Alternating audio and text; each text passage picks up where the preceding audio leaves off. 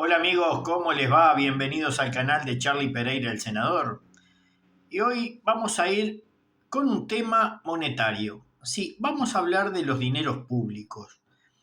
Y como el partido de gobierno suele siempre acordarse, usted puede buscarlo en los registros fílmicos, de comparativos de cosas del pasado, de otros países, y tratar de emular esos conceptos, es que este humilde servidor va a realizar una emulación de tiempos antiguos de un caso que fue post tortilla de patatas, como dicen nuestros hermanos españoles, que hace referencia de cómo un pueblo se levantó después de un conflicto bélico y de un personaje que lo llevó a cabo.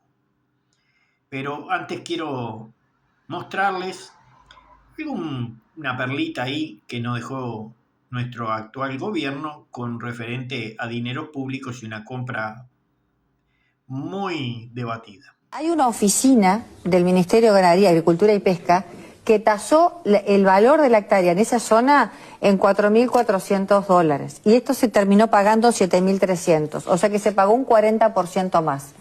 El Instituto Nacional de Colonización gastó $49 millones en tierras en 2025. Además de María Dolores, compra 4.804 hectáreas con $16.5 millones a $3.400 la hectárea promedio. ¿Qué razón? Se ignora. Estás comprometiendo un precio 40% más de lo que el propio Estado dice que vale la hectárea en esa zona. Primero. Segundo, tenés otro problema.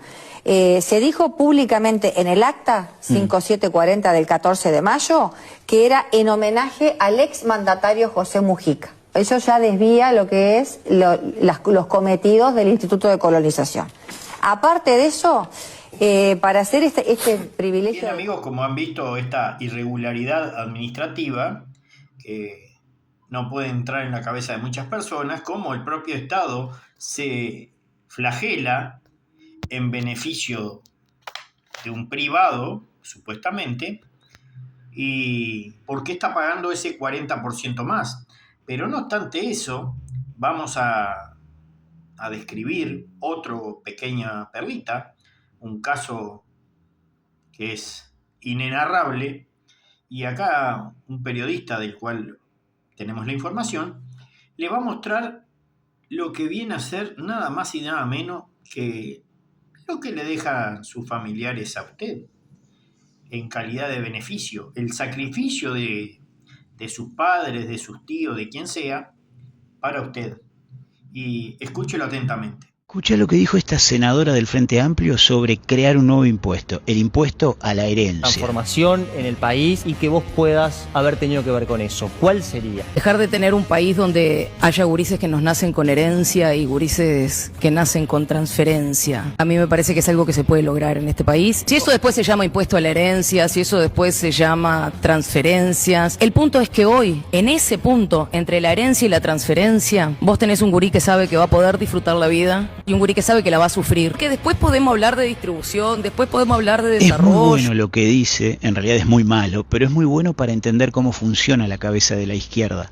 La cabeza de la izquierda funciona en igualar para abajo, siempre intenta igualar para abajo, es decir, sacarle al que logra levantar un poco de cabeza en la sociedad para supuestamente darle al que no tiene. La realidad es que han convertido a todos los ciudadanos. O sea, amigos, visto lo visto, la señora senadora nos da a entender que sus padres, sus familiares no tienen derecho a dejarle nada a usted. No son quienes. El fruto de su trabajo se lo tienen que dar al Estado, bien de comunista, para que ellos dispongan de sus saberes. No obstante eso, parece que el subsecretario de Vivienda quiere decidir, o querría decidir, mejor dicho, cuántas viviendas puede tener usted con el fruto de su trabajo. Pero no obstante eso, tenemos más perlitas y es el tema de los manejos públicos de los dineros que se estarían dando en nuestra capital nacional, Montevideo. Y de hecho, vamos a mostrarle cómo es la mal gestión y después me cuenta. El Frente Amplio lo va a hacer de nuevo en Montevideo. Nos va a endeudar a todos los montevideanos en 300 millones de dólares a pagar en 25 años.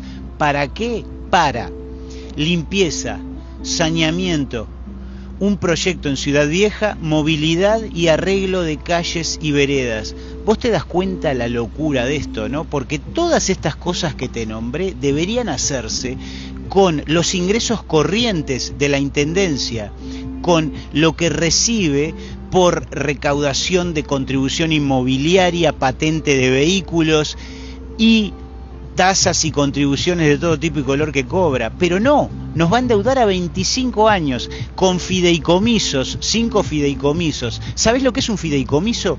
Un fideicomiso es un instrumento financiero por el cual la Intendencia cede la recaudación. Ya como que quedó regalado el señor economista, el señor intendente de Montevideo, un tipo que técnicamente debería tener el conocimiento necesario para poder gestionar bien su comuna, lo cual no se estaría dando. Cabe recordar que la Intendencia Capital está en manos de esta gente del Frente Amplio desde hace 40 años. No obstante ello, es la más deficitaria a pesar de que la que tiene mayores ingresos en el país, y en el cual la mayoría de los casos lo que es veredas, calles, la infraestructura diaria, no hablamos de túneles, de las grandes avenidas, de los grandes mamarrachos como el Corredor Garzón, sino de la vereda del vecino que paga su contribución, el bacheo de muchas de las zonas de Montevideo. ¿Se acuerdan que hubo un video de un señor que ingresaba a la intendencia buscándolo al intendente y este no apareció? Bueno, todo esto sumado a esto parecido a lo de los bonos que nos hizo Danilo Astori, lo quieren hacer pero un poco a nivel más bajo porque ya es un desmadre bárbaro. Que alguien me explique cómo la intendencia más rica del país tienen que hacer ese tipo de gastos cuando no puede gestionar los gastos propios. Y la culpa, ¿quién le vota esos fideicomisos? Porque si no lo saben, están jodiéndole la vida a los futuros montevideanos de aquí a 25 años. O sea, los que no han nacido hoy van a ser adultos para esa época. Y a título comparativo, y ya que a la izquierda le encanta comparar, les quiero avisar que hay un personaje histórico que tuvo que hacerse cargo de su país post periodo bélico, personaje muy renombrado, que hizo muchas cosas por su país, y en el próximo segmento les voy a contar de qué se trata y qué fue todo lo que hizo este señor para mantener la fiesta en paz y le dio buen resultado. Y no es porque sean cosas viejas, sino porque fueron cosas útiles para su sociedad. Y esto trasciende los tiempos, o sea que tampoco es algo viejo. Dio resultado y lo cual la izquierda parece no entenderlo. Bueno amigos, para los que estaban comiendo ansiedad, vieron este personaje. Si bien soy yo con un tema de inteligencia artificial, hago una alegoría al gran estadista francés, retirado militar, héroe del segundo conflicto bélico mundial, sí, de Charles de Gaulle. ¿Qué hizo Charles de Gaulle? Bien, implementó lo que se llamó el modelo dirigista, donde él oficiaba como maestro de orquesta.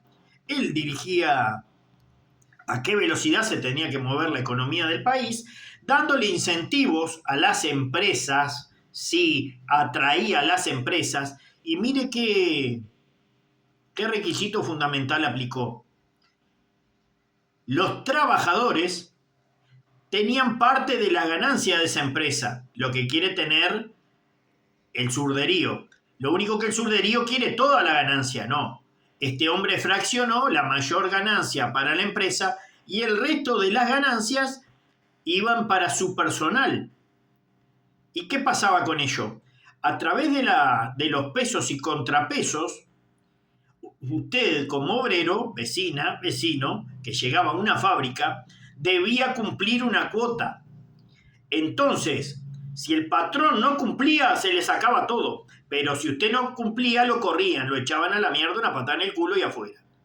Eso era el sistema dirigista. El maestro de orquesta, era el juez, vamos a decir. Él era el que calibraba y afinaba los instrumentos económicos del país. ¿Por qué? Porque tenía una planificación estatal y virtualmente se erradicó la pobreza extrema y masiva y a su vez prosperó en lo que se llamó los 30 gloriosos. Sí, el periodo donde él asume.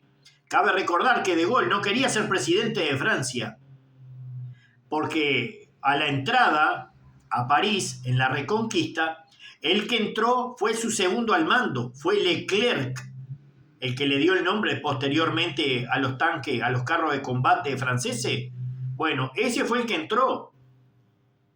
Y por un tema jerárquico militar dijo, no, tienen que hablarle a De Gaulle.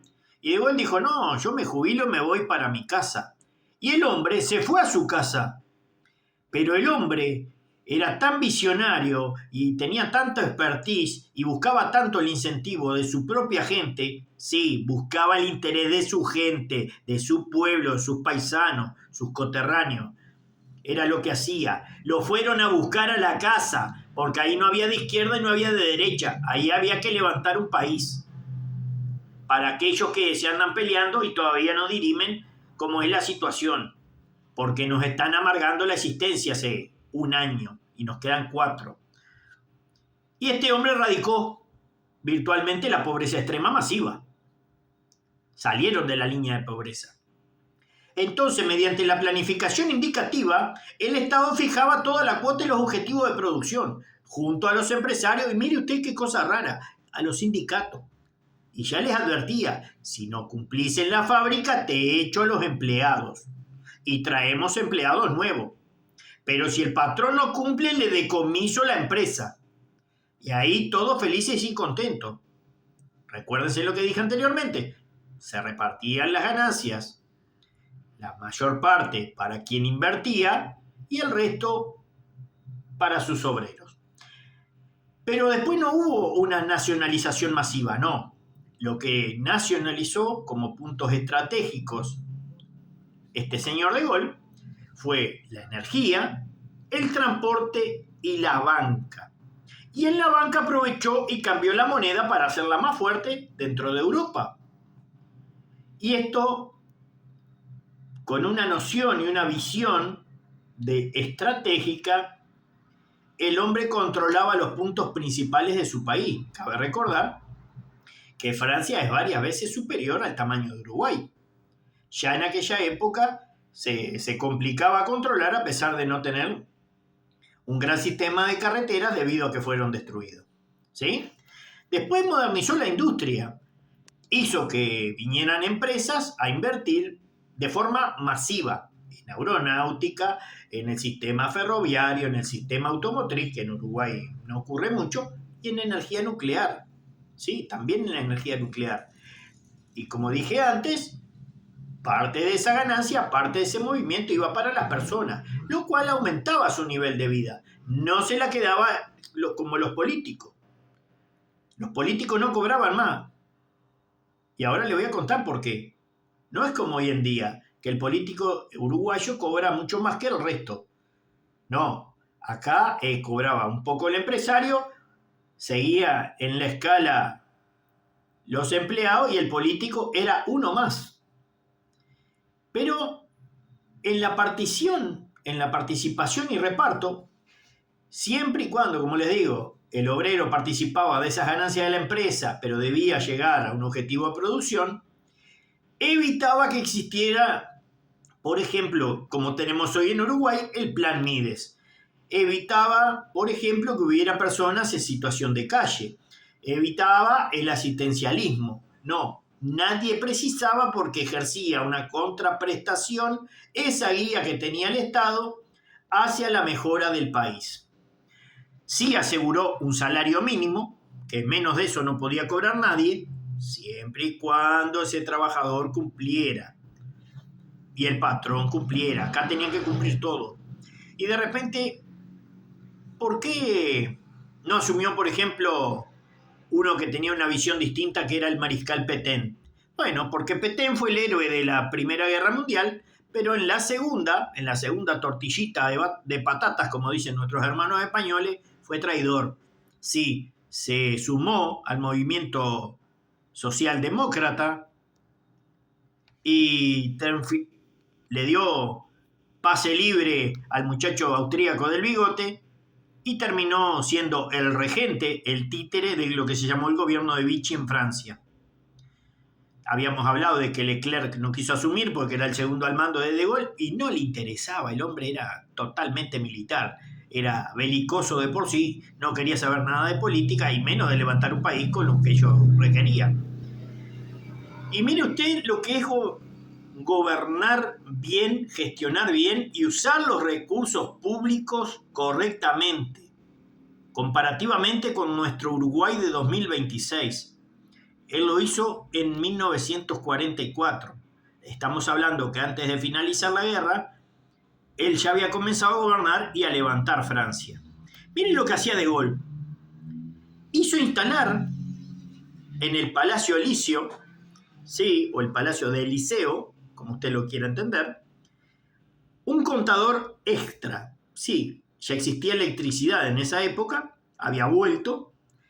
Hizo conectar a la parte, vamos a decir que lo usaba como casa habitación, un contador para él. ¿Para qué? Para pagar sus propios gastos. Porque él decía, y mire, escuche la frase que hasta bonita suena en el idioma original, decía, l'argent public est sacré. Que quiere decir nada más y nada menos que el dinero público es sagrado. Entonces, lo que tenía que ver con electricidad, gas, comida y jabón, ¿sí? Se bañaban también, era algo sumamente caro y exclusivo por efectos de lo bélico, escaseaba, se lo pagaba el propio De Gaulle. De Gaulle no usaba los dinerillos como usan hoy nuestros legisladores para salir a pasear por el resto del mundo, diciendo que van a ejercer contactos con otros países, lo cual se podría hacer perfectamente vía Zoom y estaría correctísimo.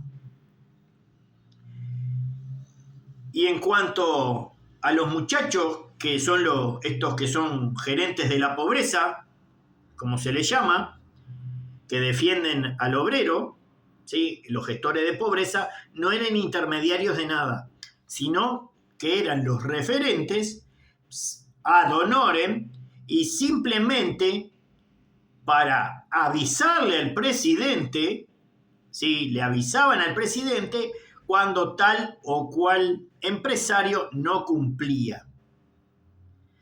Asimismo, los empresarios tenían un representante, igual que pasa en Uruguay, acá no se inventó nada, y era el que avisaba cuando un empleado no cumplía.